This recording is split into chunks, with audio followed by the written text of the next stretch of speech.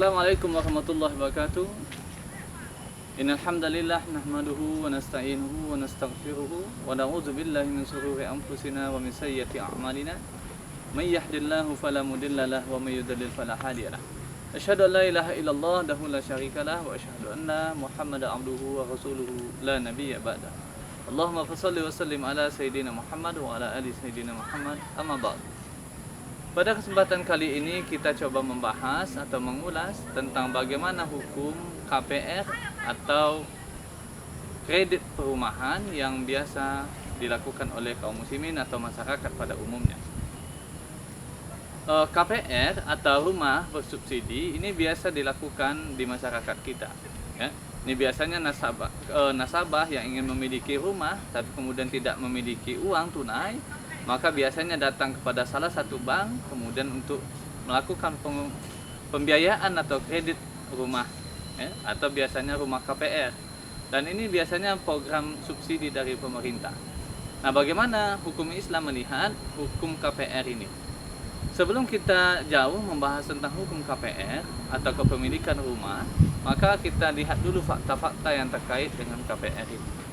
Nah, biasanya ketika seorang nasabah itu ingin memiliki rumah KPR, maka biasanya dia datang kepada bank, ya, untuk kemudian melakukan pembiayaan terhadap rumah KPR ini.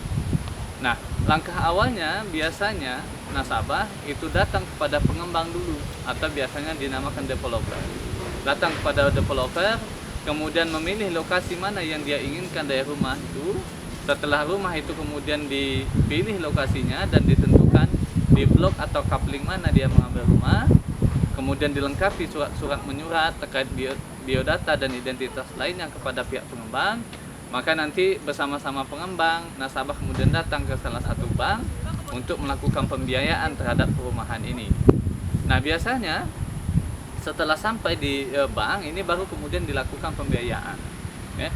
Nah, bank dalam hal ini memberikan atau mengucurkan dana untuk membeli rumah tadi, baru kemudian rumah itu bisa dimiliki atau biasanya juga dibangun oleh pengembang terlebih dahulu, baru kemudian ditempati oleh pihak yang membeli atau nasabah. Atau juga ada skema lain di mana nanti pengembang atau developer itu membangun rumah itu terlebih dahulu, begitu selesai baru kemudian dilakukan akad jual beli dengan nasabah. Nah, dalam pembiayaan rumah KPR ini biasanya bank itu berposisi memberikan pinjaman, ya, atau akad utang piutang kepada nasabahnya. Ya. Bank memberikan pembiayaan atau utang kepada nasabah yang dengan itu kemudian nasabah membeli rumah kepada developer atau pengembang perumahan. Ya. Jadi akad dalam KPR atau kredit kepemilikan rumah ini sebenarnya adalah akad utang piutang, ya, di mana nasabah meminjam uang kepada bank, kemudian dengan uang itu dia gunakan untuk membeli rumah. Nah, oleh sebab itu, ya, jika kemudian di dalam akad ini, akad pembelian rumah BTN ini, yang biayanya atau uangnya datang dari bank, maka harus diperhatikan, ya. Kalau kemudian uang yang dipinjam oleh nasabah tadi kemudian diberikan bunga atau pengembaliannya harus lebih dari apa yang dipinjam, ya, maka ini adalah riba dan hukumnya haram, ya. Maka ketika kita ingin membeli rumah BTN harus diperhatikan, ya.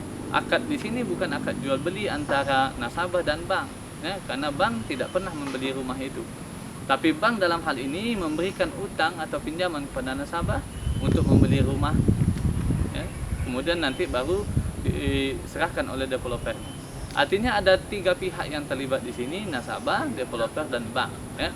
Dan akad nasabah dengan bank itu bukan akad jual beli rumah, tetapi akad utang piutang yang disertai dengan manfaat atau tambahan dalam bentuk bunga. Oleh sebab itu, akad pembelian rumah BTN atau rumah KPR yang dilakukan dengan perantara bank ini adalah akad yang haram. Karena di sana ada riba dalam bentuk bunga, ketika kemudian uang yang dipinjamkan itu harus dikembalikan dengan nominal yang lebih dari apa yang dipinjam. Apalagi kemudian di dalam kredit perumahan ini biasanya waktunya lama, ya, bisa sampai 10 tahun atau 20 tahun. Maka nanti bisa jadi ketika misal rumah itu dibeli dengan harga 150 juta, nah nanti pengembalian uangnya bisa mencapai 200 atau 200 juta lebih. Nah, pengembalian yang berlebih dari akad pinjam meminjam ini adalah riba dan hukumnya haram, Dan keharaman riba ini disepakati oleh seluruh ulama, dan jumhur ulama mengharamkan transaksi riba. Ya. Dan ini hukumnya haram. Sehingga ketika kita membeli rumah dengan akad kredit dengan bank, maka di sini terjadi akad riba dan utang piutang. Dan ini hukumnya haram, dan kaum muslimin tidak boleh melakukan transaksi yang seperti ini karena riba itu adalah dosa besar. Maka ketika kaum muslimin atau siapapun ingin memiliki rumah, maka jangan kemudian melakukan akad dengan transaksi riba yang biasa difasilitasi oleh bank. Ya, ini menjadi perhatian kita semua agar nanti kepemilikan rumah itu halal dan terhindar dari transaksi riba. Maka kesimpulannya, hukum membeli rumah KPR dengan pembiayaan atau utang dari bank hukumnya haram karena di situ terdapat riba, dan riba diharamkan di dalam banyak ayat di dalam Al-Quran, dan tidak ada satupun ulama yang memperbolehkan riba.